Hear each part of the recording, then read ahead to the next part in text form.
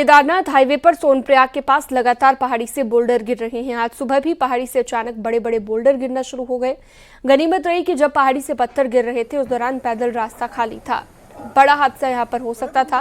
आपको बता दें कि 31 जुलाई को केदार घाटी में आई आपदा से भी सोनप्रयाग में काफी नुकसान हुआ है। हाईवे का एक बड़ा हिस्सा वॉश आउट हो गया, जिसे ठीक करने का काम लगातार जारी है। श्रद्धालु अभी इसी स्लाइडिंग जोन से आवाजाही कर रहे हैं, जहां पर आज सुबह बोल्डर गिरे हैं। तस्वीरों में आप देख सकते हैं कि कैसे पहाड़ी से पैदल रास्ते पर पत्थर और मलबा गिर रहा है। उसी रास्ते से केदारनाथ जाने वाले श्रद्धालु भी आवाजाही कर रहे हैं। हालांकि मौके पर प्रशासन की टीम मौजूद है, जो सुरक्षित यात्रियों को निकाल रही है।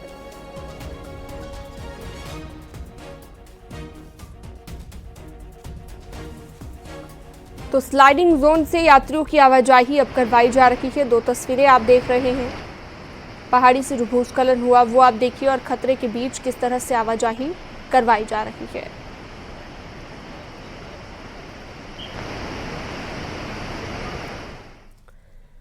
पिथौरागढ़ की बॉर्डर तहसील मुनस्यारी के ररगाड़ी में भारी लैंडस्लाइड हुआ है, जहां पर जोहार घाटी में एक बड़ी पहाड़ी दरक कर नीचे आ गई। पहाड़ी दरकने के बाद पूरे इलाके में धूल का गुब्बार छा गया। इस इलाके में बरसात के दिनों में आसमानी आफत ने तांडव मचाया है। बीते दिनों यहां पर ररगाड़ी इलाके में नाले में बारिश के बाद तेज रफ्तार के साथ पानी आया था। पानी के साथ आए बोल्डर्स ने इलाके में तांडव मचाया था।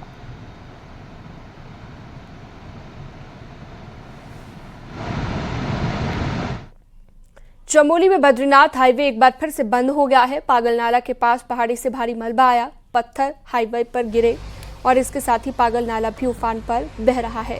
वहीं हाईवे के दोनों तरफ कई यात्री फंसे हुए हैं। सड़क को खोलने का काम जारी है। आपको बता दें, बद्रीनाथ हाईवे बार बार बंद हो रहा है, जिसकी वजह से यात्री काफी परेशान हैं।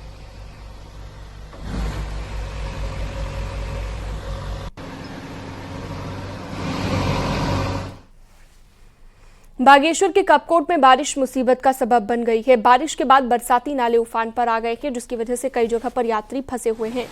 भारी बारिश की वजह से सरयू और गोमती नदी का जलस्तर बढ़ गया है।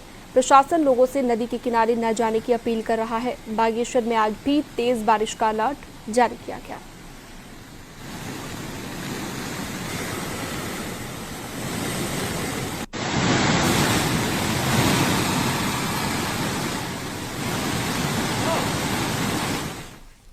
उत्तरकाशी के आराकोट बंगाण क्षेत्र में बारिश से काफी नुकसान हुआ है। बामसू गांव में एक मकान मलबे की चपेट में आ गया।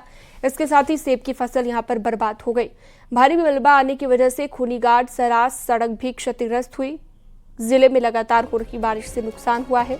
डीएम ने घटना की खबर मिलते ही फौरन मौके पर जाने के लिए अधिकारियों को निर्देशित किया है।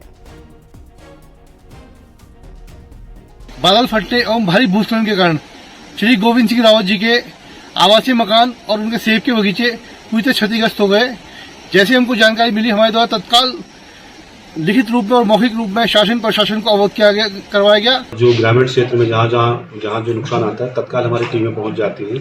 जैसे आज मोरी का हुआ है, कुछ भेड़ में वहाँ बिजली गिरने से भेड़ों की मौत हुई है, तो वहाँ हमारी टीम पहुँच गई है। तहसीलदार पहुँच गए हैं और जो वेटनरी के ऑफिसर हैं वो भी पहुँच गए हैं। तो जो भी राहत हम लोग के स्तर से जो मानकानुसार होती है वो हम लोग त्वरित करते हैं। चमोली भारी बारिश के चलते ग्रामीण इलाकों की 42 सड़कें बंद हो गई है, जिससे लोगों को काफी दिक्कत हो रही है। वहीं नंदानगर घाट में सितोल मोटर मार्ग 2 दिनों से बंद है, जिससे इलाके का संपर्क जिला मुख्यालय से कट गया है।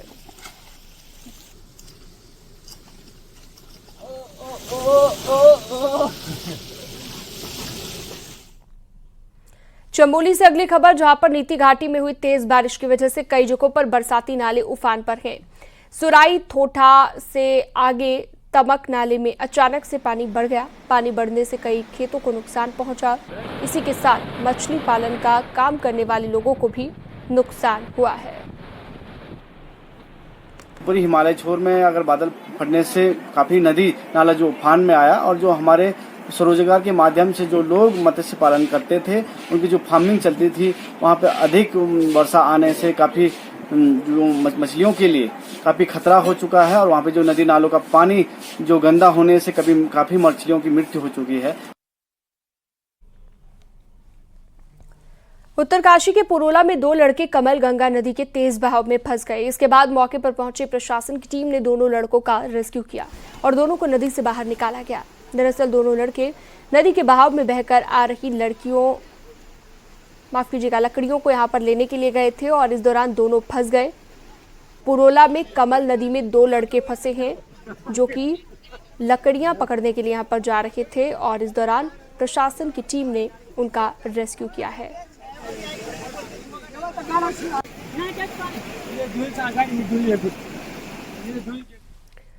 घनसाली के आपदा प्रभावित भिलंगना और बाल गंगा घाटी के गांव के सर्वे का काम अंतिम चरण में पहुंच गया है। जियोलॉजिकल टीम ने एक रिपोर्ट तैयार की है। रिपोर्ट के मुताबिक करीब 40 गांव के 160 घरों को डेंजर जोन की श्रेणी में रखा गया है। प्रशासन द्वारा जमीन की तलाश की जा रही है। विस्थापन की कार्रवाई के लिए धन की मांग की जाएगी। आपको बता दें, भिलंगना और बालगंगा घाटी में 21 और 26 अगस्त को बादल फटने की घटना के बाद भारी तबाही हुई थी, जिसके बाद सीएम ने आपदा प्रभावित क्षेत्र के दौरे के दौरान क्षेत्र का सर्वे कराकर विस्थापन की कार्रवाई के लिए निर्देश दिए थे। डीएम का कहना है कि जियोलॉजिकल टीम की फाइनल रिपोर्ट के आधार पर विस्थापन के साथ सुरक्षात्मक कार्यों का काम शुरू किया जाएगा। समस्त गांव में मिला के करीबन 150 से 160 जो घर हैं वो उन्होंने डेंजरस श्रेणी में बताए हैं। सभी विलेजेस में मिला के करीबन ये 40 विलेजेस हैं और इसमें तिनगढ़ में ही अकेले में 74 परिवार थे और बाकी सब में मिला के अदर 70-80 परिवार और आइडेंटिफाई हुए हैं। अग्रिम कार्रवाई ये की जाएगी कि जो लोग आइडेंटिफाई किए हैं उनके लिए भूमि चयन की कार्रवाई राजस्व विभाग कर रहा है। उत्तराखंड में आज से बीजेपी का सदस्यता अभियान शुरू हो गया के देहरादून में सीएम पुष्कर सिंह धामी ने आज फिर से पार्टी की सदस्यता ली। सीएम धामी ने पार्टी सदस्यता नंबर पर मोबाइल से मिस कॉल के जरिए पार्टी की सदस्यता ली और बीजेपी के प्रदेश अध्यक्ष महेंद्र भट्ट ने सीएम धामी को सदस्यता दिलाई, सदस्यता कार्ड दिया। इस मौके पर सीएम धामी ने कहा कि लोगों के घर घर जाकर पार्टी की रीति और नीति के बारे में लोगों को बताएंगे। लोगों को पार्टी से जोड़ने का काम किया जाएगा। प्रदेश बीजेपी ने हर बूथ पर 210 नए सदस्य बनाने का टारगेट रखा है।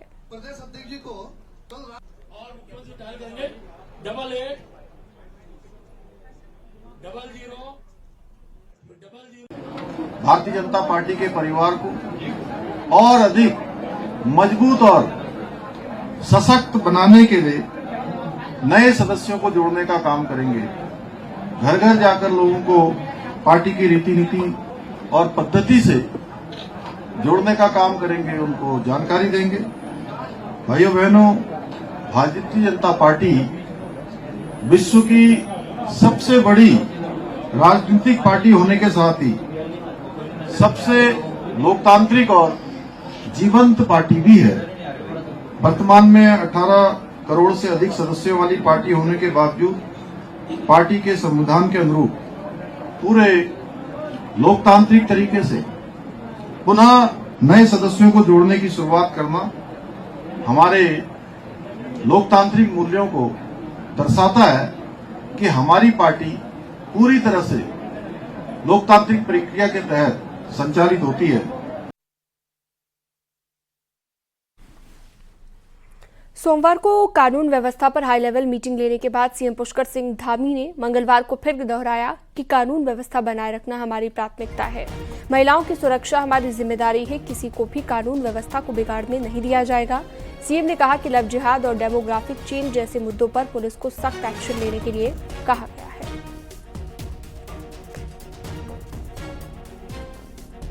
कानून व्यवस्था हमारे लिए बहुत हमारी प्राथमिकता है। महिलाओं की सुरक्षा और सशक्तिकरण दोनों ही हमारी प्राथमिकता में रहा है और लव जिहाद और डेमोग्राफिक चेंज जैसे मुद्दे हैं। इन मुद्दों पर पूरी सक्रियता से और संवेदनशीलता से और त्वरित रूप से कार्रवाई करने के निर्देश दिए हैं। कहीं भी लव जिहाद या इस प्रकार की जो भी घटनाएं जहां भी आ रही है वहां पर प्रशासन को, पुलिस को कहा गया है कि सख्ती से उस पर कठोरता से काम करें। सोमवार को देहरादून में ईडी ने हरक सिंह रावत से 12.5 घंटे तक पूछताछ की। पाखरो रेंज में पेड़ काटने के मामले को लेकर ईडी ने हरक सिंह रावत से सवाल पूछे। पूछताछ के बाद हरक सिंह रावत ने कहा कि पाखरो सफारी प्रोजेक्ट उत्तराखंड के लिए अच्छा प्रोजेक्ट था। हरक ने यह भी कहा कि उन्होंने अच्छे उद्देश्य के लिए काम किया। हरक सिंह रावत का कहना है कि उन्होंने पेड़ काटने के आदेश नहीं दिए थे।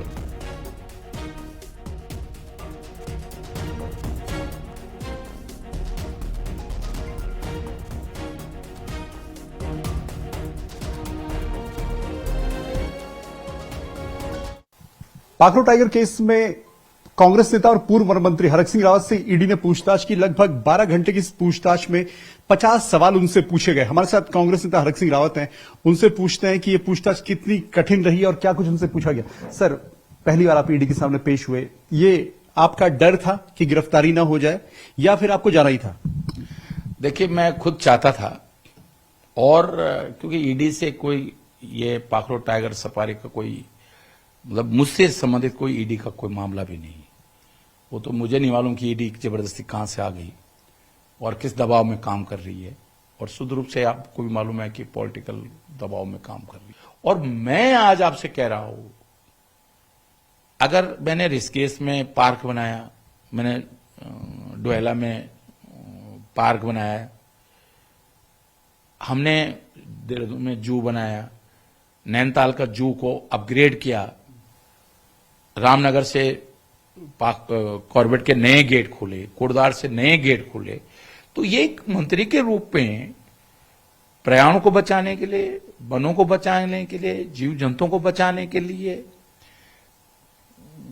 उत्तराखंड के विकास के लिए, लोगों को रोजगार देने के लिए, ये एक मंत्री के रूप में हमारा काम है।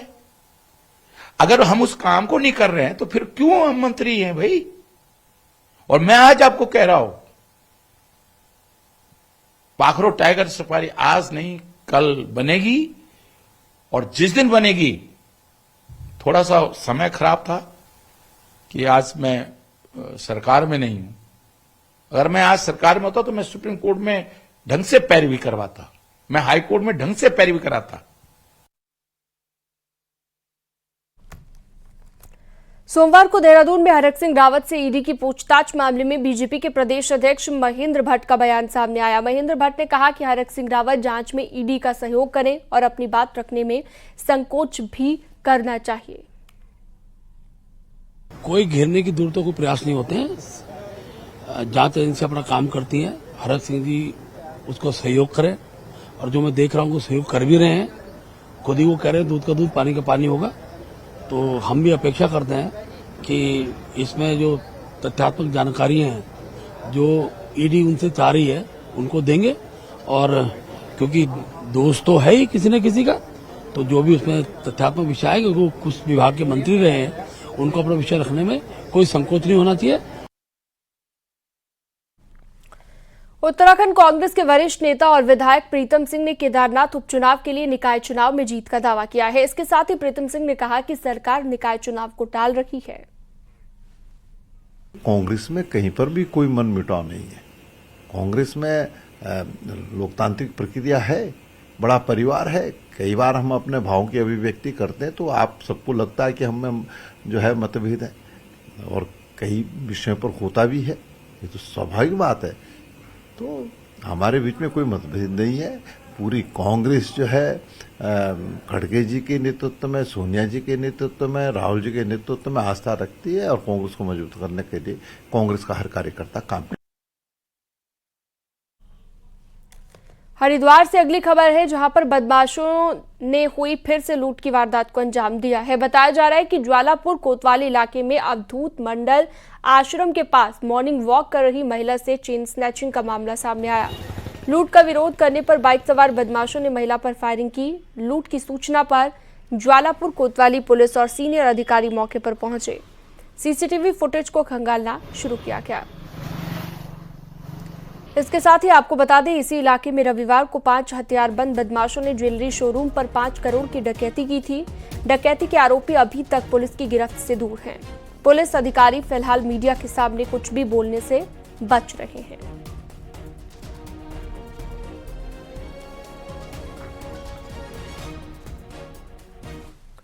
उत्तराखंड के उधम सिंह नगर जिले के सितारगंज से एक हैरान करने वाला मामला सामने आया। 4 साल की एक बच्ची के साथ उसी के गांव के रहने वाले 3 नाबालिग बच्चों ने बलात्कार की घटना को अंजाम दिया।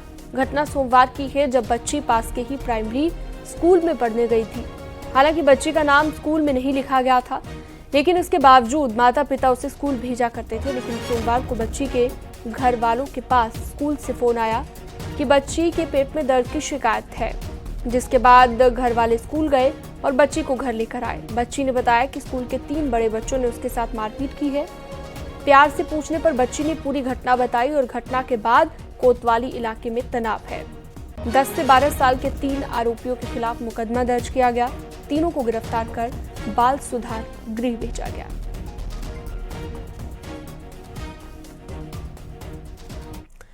हरिद्वार के पेंटागन मॉल में युवकों की दबंगई देखने को मिली। बार में डीजे पर गाना बजाने को लेकर विवाद हुआ और युवकों ने सुरक्षा गार्ड के साथ मारपीट शुरू कर दी। गार्ड ने हंगामा कर रखे युवकों को रोका था, जिसके बाद गुस्साए युवकों ने सुरक्षा गार्ड से मारपीट की। युवकों की दबंगई सीसीटीवी में भी कैद हुई है। गार्ड की तहरीर पर सिडकुल थाने में मामला दर्ज किया गया है।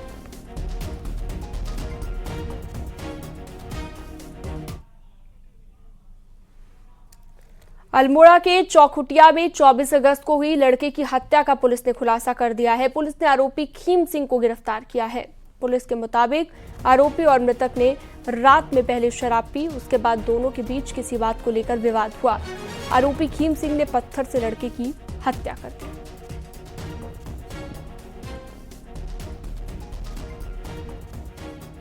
इसमें अभियुक्त को पुलिस ने वित्त आला कत्ल के साथ में इसको गिरफ्तार भी कर लिया है। हमारी टीमों ने इसमें काफ़ी मेहनत की। जो पूछताछ में बातें सामने आई है वो आई है कि सडन प्रोवोकेशन में ही आपस में इनकी तू-तू मैं हुई, जिसमें पत्थर से ही अभियुक्त के द्वारा जो है मृतक की हत्या की गई थी।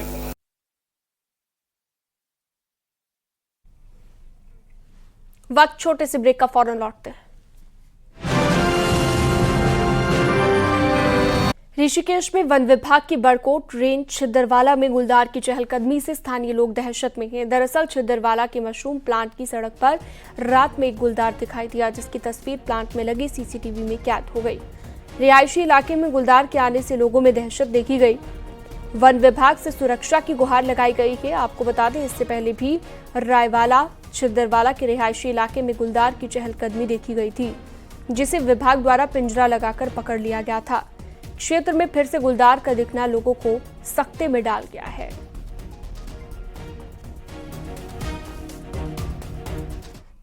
कोटद्वार के रिखणी खाल क्षेत्र के लोगों को गुलदार के आतंक से थोड़ी राहत मिली है। वन विभाग के पिंजरे में गुलदार कैद हुआ। गुठेरता गांव के पास वन विभाग की टीम ने गुलदार को ट्रैकुलाइज किया।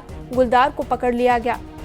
आपको बता दें, कुछ दिन पहले गुलदार ने एक 5 साल के बच्चे को निवाला बनाया था, जिसके बाद मामला विधानसभा में उठाया गया और अभी भी रिखणी खाल में कई दिनों से गुलदार का आतंक जारी है। वन विभाग के 3 पिंजरे रिखणी खाल में अलग अलग लोकेशन पर लगाए गए हैं।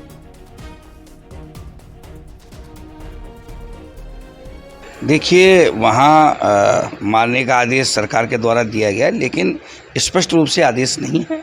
और मैं समझता हूँ कि वहाँ एक ही बाघ नहीं, कई बाघ हैं जो लोगों को बहुत परेशान कर रहे हैं।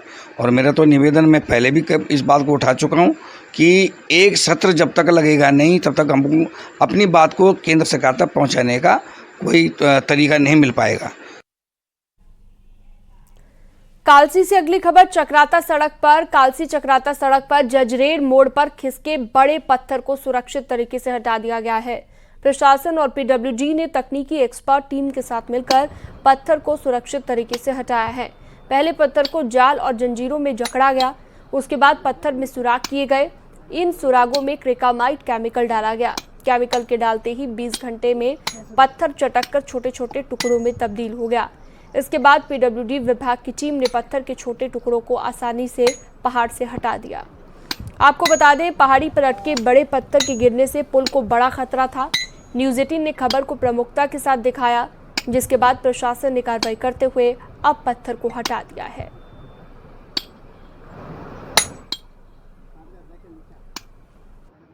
तो पहले हमने ब्रिज की सुरक्षा करी, उसके लिए हमने पूरे जाल वगैरह ब्रिज के अबटमेंट में लगाए गए हैं।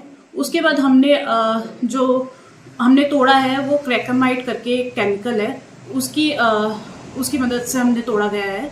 तो हमने उसे एक दिन पहले हमने इंजेक्ट किया और दूसरे दिन उसमें क्रैक्स जो आ गए, फिर मैनुअली तरीके से हमने उसे तोड़ दिया गया।